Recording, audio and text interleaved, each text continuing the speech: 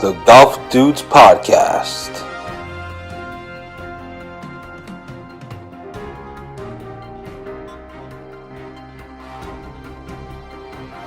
Here are the dudes. And we're back for another episode of the Golf Dudes Podcast. I'm Joe Calabro. Hope everyone's having a great week. Happy Thursday. The weather today certainly looks a lot better than it did yesterday. Woof, what a storm that was. I was sent a video of the press box at Lincoln High School, which is right down the street from where I live, essentially. Not quite just down the street, but close enough. And the whole press box tipped over. So thankfully, obviously, no one was in it. But crazy storm on Wednesday, but hopefully today so far, Thursday, looks off to be off to a much better start. So that's good. So hope everyone survived the storm. I know there were some tornadoes in the area. Tornadoes in the area and such. So hope everybody survived. And we're here. So happy Thursday with all that said. So a handful of things to get to. We have a big week on the Korn Ferry Tour, a big couple weeks on the Korn Ferry Tour for Patrick Welch and Davis Chatfield. So we'll get into those details. Also some local stuff going on. A couple shout outs are in order to our guys, Mike Hamilton and Tom McCormick, for making it to the US 4-ball. So we'll talk about that a bit. And also this weekend is the Kirkbride Alpine Ryder Cup, and good luck to both teams there. So we'll get into all that stuff. Plus, later in the show, we have an interview with Angel MacLeod, who earlier this week was just named the new Bryant women's golf head coach. So congrats to her. And we have that interview coming up for you as well here on the Golf Dudes Podcast. First things first, the big story of the rest of this week is Davis Chatfield and Patrick Welch. There's 3 weeks left on the Korn Ferry Tour, and they are both battling for one potentially PGA Tour cards. Obviously, again, they both need to make runs, but they're also battling to earn exemptions next season on the Korn Ferry Tour. So today starts the Simmons Bank Open. By the way, the Korn Ferry Tour this week is on Golf Channel all week, every afternoon. I think on Thursday, by the time this podcast airs, the coverage will be over, but I think it's airing 1:30 to 5 p.m. today. I think Friday is 1 p.m. to 4 p.m., somewhere along those lines. So check the local listings on the Golf Channel to watch. Patrick Welch should be a part of the coverage on Thursday. As at the time of this taping, he has not yet teed off. Davis Chatfield is already on the course and is 1 over through 7 holes. Again, at the time I am taping this, so big implications for the Korn Ferry Tour for both of them this weekend, the coming weeks. This week is just a regular tournament. Not that it doesn't matter, obviously it does, but this week is about putting themselves in position. Next week is a big one. It's the first of 2 big ones. So next week's tournament, the top 75 players on the Korn Ferry Tour points list after next week's tournament, get exemptions for the 2024 season on the Korn Ferry Tour. They basically earn status for next season's Korn Ferry Tour schedule. So the top 75. Now, obviously, going into the Korn Ferry Tour Championship, which is a few weeks from now, the top 30 after that make it to the PGA Tour. But right now, we're just focused on the top 75, which is where Davis and Patrick are both hanging around at. I think Davis is at 64 right now, and Patrick is right on the number. He was actually at 75.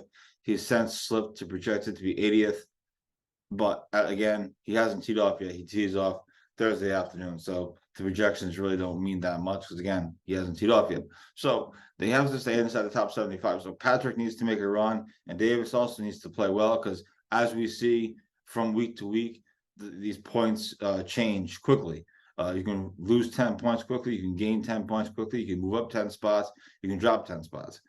So they both need to play well. So crucial weeks here for both of them. Crucial 2 weeks here for both of them. This week is about putting yourself in position, maybe taking a little bit of pressure off of next week.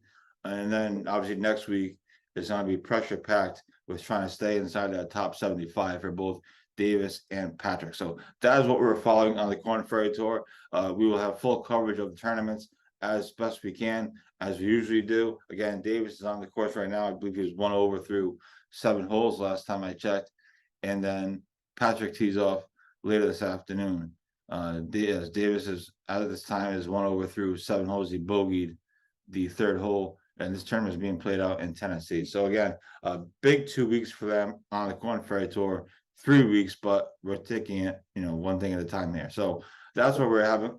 That's where we are with that. Again, GolfNewsRI will have full coverage of Davis and Patrick's tournaments or rounds on the Korn Ferry Tour this weekend and next weekend, and you also watch it on television, as I mentioned, on the Golf Channel every afternoon from now until Sunday. So check that out as well. Chris Francoeur finished up on PGA Tour Canada. I think I was looking for stats. I was trying to do like a by the numbers thing, but there's not really any stats necessarily that I was looking for on PGA Tour Canada on their website. The Korn Ferry Tour has all that stuff, so we'll do something like that when Davis and Patrick finish up their seasons. There wasn't much for Chris, so I was just going to throw a bunch of nonsense on there, but he did. I think he made 8 out of 10 cuts. He had a top 10 finish. I believe he made just over $17,000 this year on PGA Tour Canada. So he's earning status for next season on there. And I'm sure he's going to still try to go to Q school to earn better status or to just go to the Korn Ferry Tour anyway. So that's where he is at there. So that is the pro golf stuff. That is the pro golf roundup. Of course, on the PGA Tour, we have the Fortinet Championship. Justin Thomas is in the field. Max Homa was in the field. And both of those guys are on the Ryder Cup team. So there'll be some interest in that. I know Zach Johnson said he's not putting any stock into, or not putting much stock into what they do this week, but it would be nice to see JT play well and get some momentum for himself. But like Zach Johnson said, it's a totally different ball game when you go to the Ryder Cup. It's match play. It's most part it's teams. So he's not putting a ton of stock in it, but it'd be good to see JT play well this week. So that is kind of the pro golf roundup again. Big weeks for Davis and Patrick on the Korn Ferry Tour, and GolfNewsRI will have full coverage of that. On a local level, a quick shout out to our guys Mike Hamilton and Tom McCormick, who qualified for the U.S. 4-ball next May, and they won the shared medalist honors in the qualifier at Point Judith Country Club earlier this week. They finished at 7 under. I was talking to Hamilton afterward, and he didn't think 7 under was going to be enough, believe it or not. He thought maybe that would get them into a playoff. And there were guys, if you followed the live scoring at all, which I know a lot of you do, because we put the links up and everything. But if you looked at it, there were a lot of teams with, they were 5 under through 11, 6 under through 13 or something, where it seemed like there were a lot of teams that could have made a run, maybe overtaken them, maybe bumped them out of that automatic, maybe bumped them into a qualifying spot or into a playoff, somewhere around there, but nobody ever did. I didn't play Point Judith before. Hamilton says the back nine is tough, so perhaps that saved them. But congrats to them, and there'll be plenty of time to, of course, preview the next May's U.S. Amateur Fall Ball. It's in Philadelphia. Perhaps a road trip is in order for a GolfNewsRI.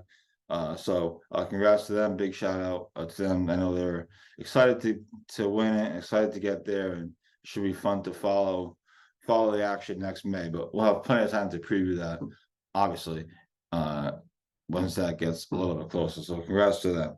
And the only other thing, and also a shout out to Harry Dessel. Shout out to Harry Dessel on being named Patriot League Player of the Week. So good for him. He's playing pretty well over at Lafayette. Obviously, he played well in the summer here as well. Earlier this week, Bryant University announced that Angel MacLeod is going to be the new head coach of the women's golf team, and super exciting stuff. I know they announced it, I think, on Monday. We had an article up Tuesday morning, and we actually taped an interview with her. I taped an interview with her on later Tuesday morning. So it was great to talk to her. She's she has a really interesting task of building the Bryant women's golf team, who just launched in 2022, or prior to the 2022 season. So I'm just looking forward to that. She did a great job at Bishop Feian, and it was obviously you take the bigger job, but it was a tough decision for her to leave Bishop Feian after she just won the state championship there with the girls. So we had a really great conversation, and we obviously wish her the best of luck. And it should be exciting to watch as Bryant women are getting their season started later this month at Yale. But without further ado, here's my interview with Bryant women's golf head coach, newly minted Bryant women's golf head coach, Angel MacLeod. Hope you enjoy. And welcome back to the Golf Dudes podcast. We are excited to be joined by the newly minted head coach of the Bryant women's golf team, Angel MacLeod. Angel, thanks so much for taking a few minutes. I know it's been a whirlwind few days for you, to say the least, but thanks for taking a few minutes to talk to me today. Thanks for having me. Appreciate you reaching out. Absolutely, absolutely. So to start with, it's been a pretty boring summer for you. I would say you've won the Wannamoisa Club Championship, which anytime you win anything at Wannamoisa is something. And I think that's your fourth one, if I'm not mistaken. And then you also won the Women's Senior Amateur at my club, Kirkbride, and back in August. And now you're the new head coach at Bryant. So I mean, is there anything else coming down the pipe that we should be aware of? I mean, pretty boring stuff. Yeah, no, it should be pretty low key. The rest, I usually peak in November, so come see me then. So congrats on the new gig. I know you were telling me off the air that you kind of accepted the job on Thursday, but what has this process been like? Obviously, Bryant announced it on Monday evening. I would say we're taping this on Tuesday. GolfNewsRI had an article up Tuesday morning. But what has this process been like? I mean, obviously, kind of a wild couple of days for you, but what has it been like the last few days here? Just kind of a lot of emotions going on, because I still coach at the Bishop Fien, where I started a girls team. And then, I had to tell them that I will be finishing out the boys season this fall. And it's just, trying to do both. It's just been a lot of emotions because, Fien's been great to me. They've been, and it's just, yeah, I'm excited for the new chapter, and I'm excited for the girls at Bryant, and it should be a fun time. It should be a fun time. And you're joining a great team of golf coaches with Charlie Blanchard and Rick Angeli and the men's side at Bryant, and now obviously you're taking over the women's side. Bishop Fien, you took over that school. You built the program literally from the ground up, especially on the girls' side. They won the state championship in your first year. You talked about it a little bit, but was obviously you always want to take the bigger job. You want to move up. Obviously, that's everyone's goal. But what was that decision like? I mean, was that a tough choice to decide to go to the college level? Was there anything keeping you from staying at? Was it anything that you wanted to stay at Fiend for? And what was that whole decision process like? I just think it was a great opportunity for me to take the leap of faith and go to Bryant. It's just it's something I have always wanted to do, and coach at the college level. So I was an assistant at Brown for a little while, and I kind of got my feet wet with that a little bit, and I really enjoyed it. Took a few years off, obviously had my kids and did that sort of stuff, and then the Fian job became available. And so I got that. And then, we grew that program in 2 short years, the boys team going from, just a varsity team to a varsity and JV team, and then building the girls program. And then, we were very fortunate in winning the championship this year, and, they did great. And I feel like, I could help other girls too, as well. And hopefully, bring my winning ways to Bryant and help those girls win a championship as well. And you take over a Bryant team, and again, I know you literally just took over the team, so we're not going to get too far into the weeds, but you take over a Bryant women's team that literally just started, I believe, in the prior to the 2022 season, if I'm not mistaken. So you have a great opportunity to kind of build them up, which is something, like you said, you just did at Bishop Fien. Is there any similarities that you can, any experience that you can take from Fien to Bryant as far as kind of building a program? I know it's high school and college, it's not apples to apples, but is there anything you can take coming from that experience to now a women's golf team at Bryant, where you're essentially building it from the ground up as well? Yeah, absolutely. You're the same building blocks. You want to build a lot of confidence in the girls, a lot of team building aspects. I'm a big proponent of the short game, chipping and putting, and you got to build those, and I feel team building is probably most important, because everybody's going to have a bad day, and how your teammates react to your bad day, help build you up, will only make you better. And I feel like if everybody has each other's back, I feel like that'll be a better result the following day. Yeah, I always find it interesting about building programs, right? In any sport. And prior to GolfNewsRI, I covered the Patriots and Division I college basketball and everything. I always just found it interesting, the whole team building, and obviously in golf is a little bit different because golf is such an individual sport. But I always find that process interesting. So it's just fun to hear coaches, yourself or others, just talk about kind of that process of building, and for you taking over a new program is going to be it should be quite interesting, to say the least, I would think. Yeah, absolutely. Yeah, I think team building is big in golf because it's not, like you said, golf is an individual sport. You don't have anybody else to rely on. It's all about you when you're out there. You hit that bad shot into the woods, you hit that ball into the water or the hazard or whatever it happens to be. So it's good when your teammates are around you after your round and you say, oh, I really struggled today. And you need your teammates to pick you up and say, hey, you know what? We got this tomorrow. Tomorrow will be a better day. And like I always said to my Fian girls, I've always said, hey, today's a great day to have a great day. And I live by that motto too. Every day is different. You can choose set. You play golf. You can choose 75 one day and then 90 the next. It happens. Happens to everybody, and it's just how you react to that. And how you recover makes you better. So, well, I've never shot 75 on any day, but I shot playing 90, so I got that going. Maybe a net 75. You're a great player in your own right. As I mentioned, won a Oyster Club champ. You won the senior amateur at Kirkbride just last month in August. For you, when did you get the golf bug? When did golf start for you? What's your kind of golf journey? I got the golf bug when I was young. My dad introduced me to the game probably when I was about 6 or 7 years old. I wanted to go to the golf course, wanted to ride in the cart just like any other kid, get an ice cream at the turn or whatever it happened to be.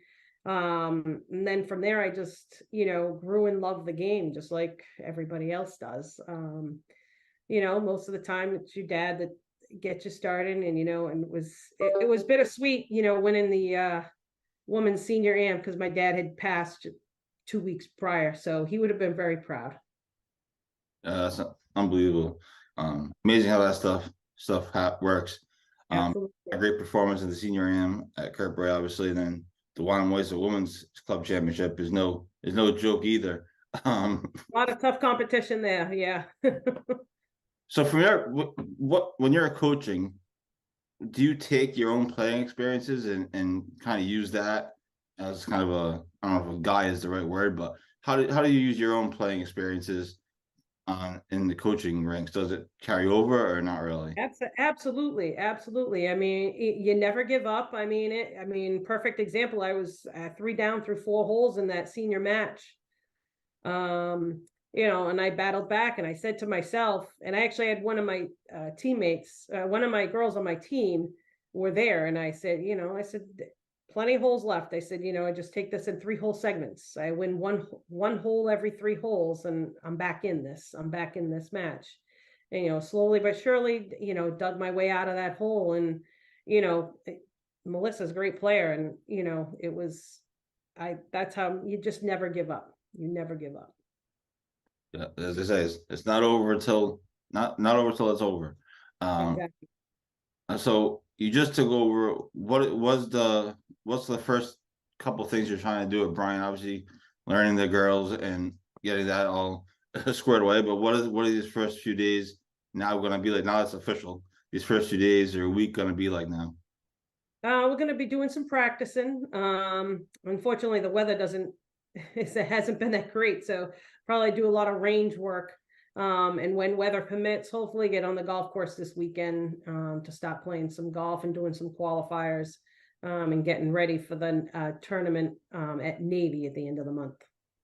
And that's the only thing, as far as you know right now. The only thing on your schedule right now for the women's golf team is Navy. They haven't released their schedule yet. That's correct. So you have Navy at the end of the month. So you have to get ready for But that's great. Exciting for the women's golf team. It was exciting that Bryant added a women's golf team a couple of years ago. Oh, again, whatever, prior to last year, whatever it was. I always ask this question. I'm fascinated by it. I think, covering Ryland golf for the last few years, I think it's been at an all-time high. I think we're in a unique time in golf in Rhode Island, just with all the players, your daughter included, playing at Merrimack and others, boys and girls playing across the country, basically. Guys are going pro, and Davis and Patrick. What can you say about? I mean, and you follow it closely, obviously. Now you're even closer. But what can you say about the state of golf in Rhode Island? Again, I think it's in a unique. I don't know if we've ever had a period quite like this. I could be wrong, but the state of golf in Rhode Island right now. No, I think it's fantastic. I think, and honestly, I think COVID has had a lot to do with it. And I've even noticed on my fee and the boys team, I had over 50 boys try out for the team this year. I think a lot of kids are dropping football because their parents are afraid of the injuries, and I can't say I blame them. I don't want my son playing football either. So I feel like golf is at an all-time high. COVID was one of the things that you could do, during COVID. So I think, and it's unfortunate that all these golf courses are closing, with Metacomet and, and a few others. It's just Rehoboth, and it's just, you feel, now all these other golf courses are overcrowded, and I think it's a great problem to have. I love junior golf. I wish there was more of it. Dave at the Challenge Cup does a great job with, running junior events. He has, over 200 kids in some of these events. It's phenomenal. These kids come from all over. It's amazing. I love it. I love seeing the junior golf, and I hope it continues to grow. And I hope some of these golf courses can support the junior golf, and step up, hold an event. I mean, the Rhode Island Junior Amateur was at, a couple of different places in the last couple of years, so hopefully maybe someplace can step up and host and hold it for all 5 days. And they have more than one flight, get everybody involved. And hopefully one day you get to a spot where the women's amateur, the first 3 seeds don't have buys into the provisions of the first round. And yeah, that too. And hopefully they can fill that out too. I thought it was big that they changed the senior women's amateur, again, that you won, to a match play format as opposed to a stroke play. As I know, there's potentially USJ implications in the future. I'm wondering if maybe they'll do that for the men's senior amateur down the road as well. I don't know if that's in the works or not, so I could be completely wrong, but maybe that'd be something to do as well. Because I think match play, it's easier for me to cover, right? It's easier to follow a match than it is to try to walk around and cover 10 guys in a stroke play event. So I prefer the matches selfishly, but that'll be interesting to see if they do that as well. So I know it's been a busy week for you. It's going to be a busy week going forward. Thanks so much for taking a few minutes. I really appreciate it. Good luck this season. And as I said to everybody, I'm trying to cover college golf and build it here in Rhode Island a little bit as far as the following. So anything I can do or any news you have, just shoot me a message and I'll have something up, or you do a podcast again or whatever works. Thanks so much for taking some time. Okay. Thank you. Thanks for having me. Awesome. All right. That's Angel MacLeod, the new Bryant women's golf head coach, named on Monday. And we thank her for coming on. We'll be right back on the Golf Dudes podcast. Billy Andre joins the show. Billy, thanks so much for doing this, and we appreciate you taking the time. Well, thank you. Thanks for having me. I'm excited. I'm very excited to be joined by an 11-time Emmy Award winner, and that is Armin Katayan. Massachusetts Women's Amateur Champion Allison Paik. The days of the country club just being golf and maybe one amenity are gone. Unfortunately, Metacomet doesn't have those.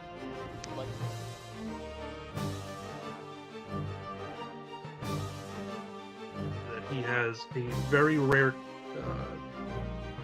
condition called kyphoscoliotic Ehlers-Danlos syndrome, And at the time of diagnosis, there was only 60 documented cases in the world. When we legitimately played the last 4 holes at Newport National, you could not see 50 yards.